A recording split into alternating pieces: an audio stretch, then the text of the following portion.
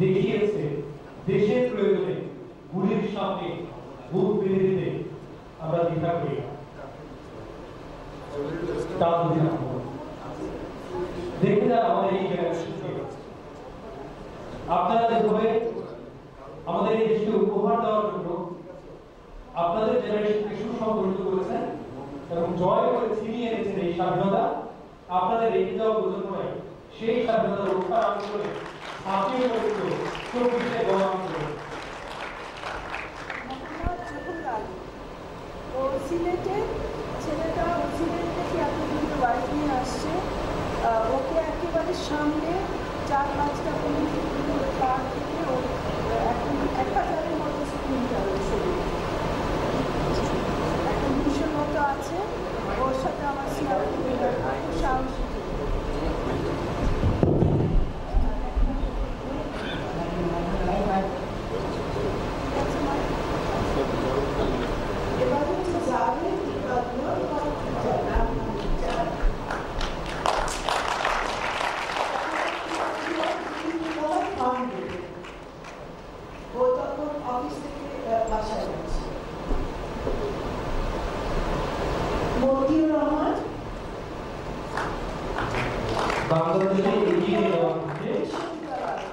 তাকে যখন তারা করেছিল তখন সে ছাদ থেকে পড়ে যায় এবং সে এতটুকু সাহায্য পায়নি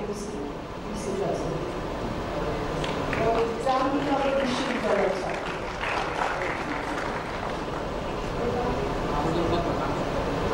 মাহমুদুল হক রাহা, তারপর বলতে থাকেন সাদার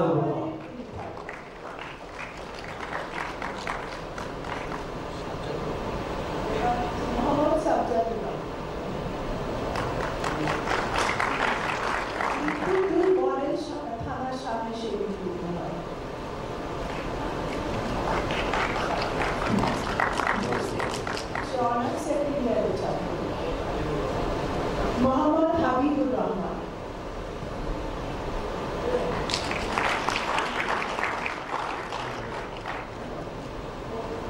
মধ্যবার্তায় সেগুলি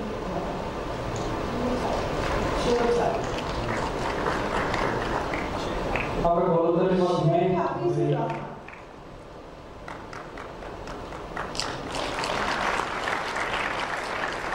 ইউনিভার্সিটি ছাত্র,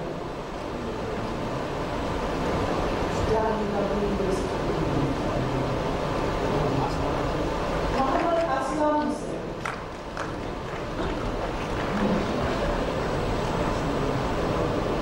অনেকে আসতে পারেনি তাদের অবস্থাটা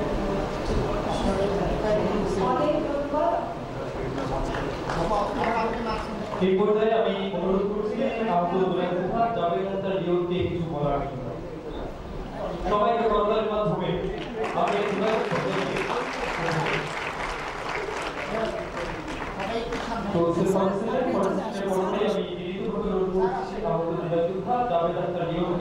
কিছু বলার সেই সাথে অনুরোধ করছি অমর আব্দুল্লাহকে আমাদের এই কনভারসেশনে যুক্ত হওয়ার জন্য।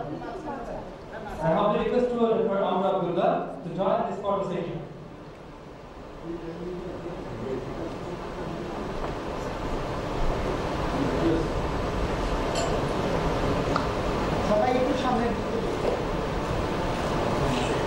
একটু আগে আমরা একটু বাংলাদেশকে দেখলাম, এবার দেখলাম এই স্বাধীনতা রক্ষার জন্য যারা ঝাঁপিয়ে পড়েছিল জুলাইতে, যারা ফ্যাসিস্টের বিরুদ্ধে ঝাঁপিয়ে পড়েছিল, সেই স্বাধীনতা রক্ষার তরুণ প্রজন্ম সবাই গণতান্ত্রিক মাধ্যমে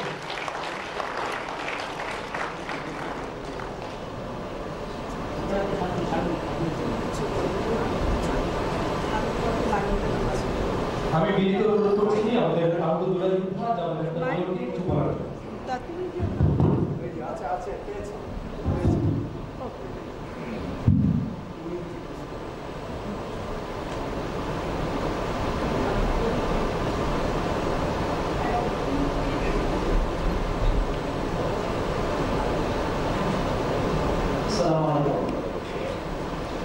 আমার নাম মোহাম্মদ জাভেদ ইকবাল। আমি 2024 আগস্ট গণ আন্দোলনে আসলে আজকে আমরা এই অনুষ্ঠানে এসেছি একজন মহামানুষ, তার এই আত্মত্যাগ, তার আসলে দেশের প্রতি যে ভালোবাসা ছিল সেটা হয়তোবা আমরা উনি না থাকলে 1971 সালে যে আমরা একটা নতুন বাংলাদেশ পেয়েছি সেটা পেতাম না। কারণ তার এই আত্মত্যাগ, তার এক দিশে পথ চলা এবং আমাদেরকে অনেক কিছু প্রেরণা দেয় এবং তিনি যে সাহসী দেখিয়েছেন এক বাংলাদেশকে গড়ার জন্য, তারই প্রেক্ষিতে আমরা বলতে পারি যে আমরা 24-এ যারা আসলে একত্রিত হয়েছিলাম এক গণ-অভ্যুত্থানে এবং দেশকে মুক্ত করার জন্য ফ্যাসিবাদ থেকে এবং অন্যায়ের বিরুদ্ধে রুখে দেওয়ার জন্য, এই অনুপ্রেরণাটা আমরা আসলে ওনার কাছ থেকেই পাই।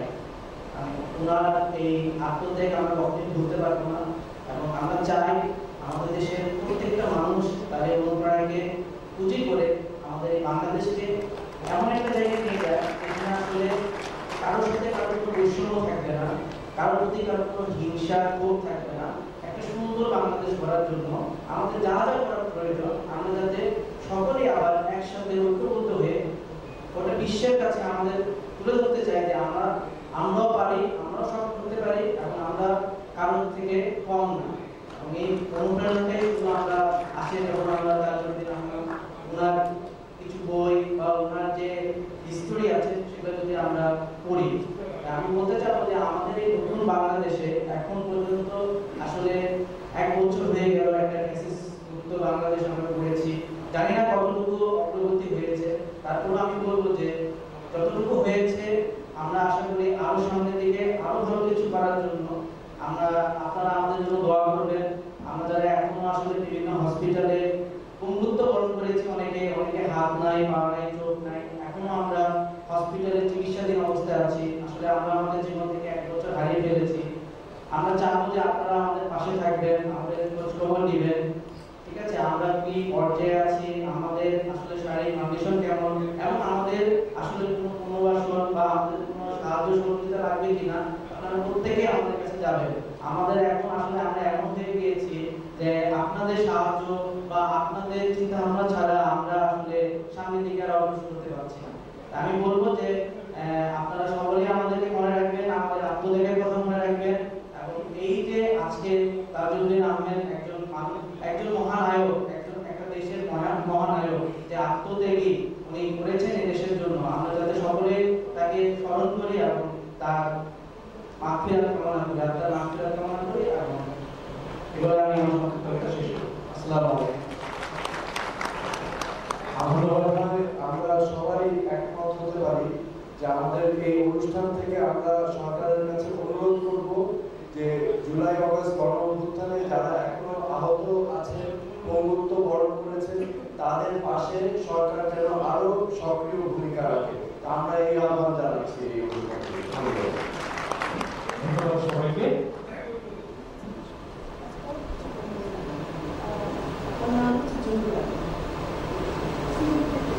Assalamualaikum.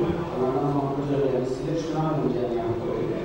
Bila kami bisi কথা বলবো না, আমি অসংখ্য ধন্যবাদ জানাই স্বামীনাথনকে আমাকে কথা বলার জন্য।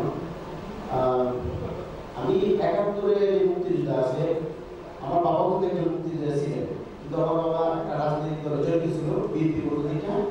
ওনার সব কাগজ নাই, একবার গায়েব হয়ে গেছে, কিন্তু ওনার পুরানো খাতাটা আমি পাওয়া যায়, জানি না এটা আসবে। আর আমি এটা নিয়ে চিন্তা করি না।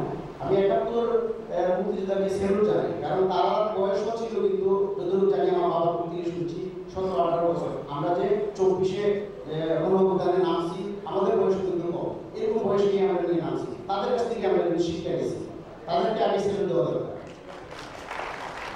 আর ফেসি সরকার যেটাকে মানে আমরা সবাই একবদ্ধ হয়ে কাজ করে পার করছি, ফেসি সরকারের আরেকটা জিনিস হলো আমাদের 24 থেকে শুরু করে ফেসি থেকে নিতে হবে।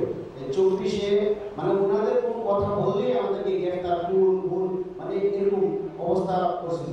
ঠিক বঙ্গবন্ধু শেখ মুজিবুর রহমান একই দৃশ্য করছে, যেরকম প্রথম প্রধানমন্ত্রী তাজউদ্দিন আহমেদ, ওনাকেও একই অবস্থা করেছে। ওনাকে প্রথম প্রধানমন্ত্রী থেকে পদত্যাগ করেছে জোর জবরদস্তি করে, এটা আমরা বুঝতে পেরেছি।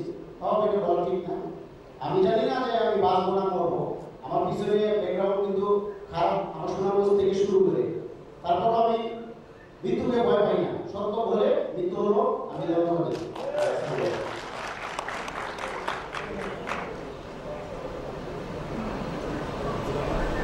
ধন্যবাদ সবাইকে।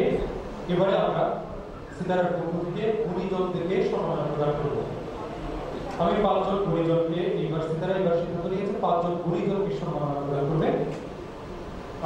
আমি আবারও মঞ্চে যাচ্ছি ডক্টর কামাল সিদ্দিকী, অধ্যাপক কামাল রাশেদ ডক্টর ফজলুল। না আর কেন ডাক্তার আপনি থাকেন। গুণীজন